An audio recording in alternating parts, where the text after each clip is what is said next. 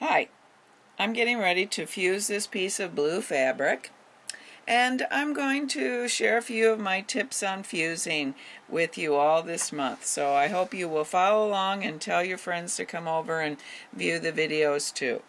One of the things that I think that's really important is that when I am applying my fusible web, and this is Wonder Under 805, it has paper on one side and fusible on the other. You want to make sure the fusible is against the fabric and the paper is paper side up. I also want to make sure that my fusible is cut slightly smaller than my fabric so that I don't get fusible web on my ironing surface. I have a hard enough keeping my ironing surface clean anyway without having my fusible hang over the edge and get it gunky.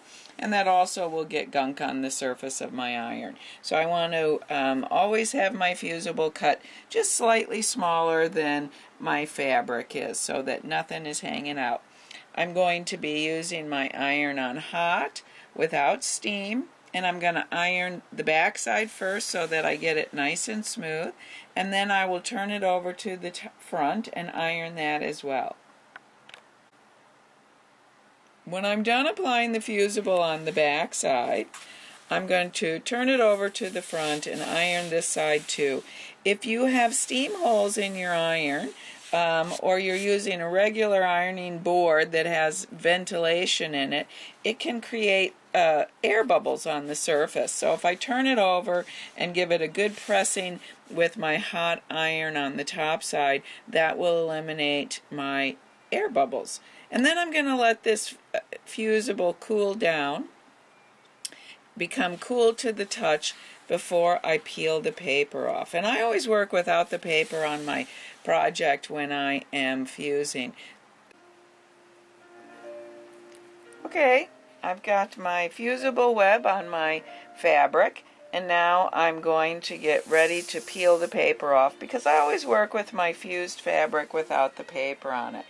And what I have found the easiest way to do that is to take my finger, peel up an edge, and just run my finger right along the edge like so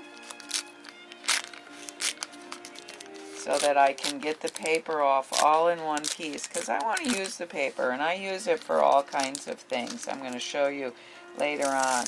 And if I put my one hand here and my other hand here and just let this peel right off, see how nicely it just peels right off. And now I can use this paper again to fuse on top of.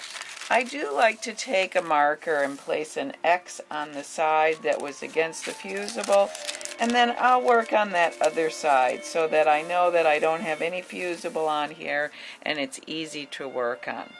I hope that helps you with your fusible, and next we'll do a little bit of transferring of imagery.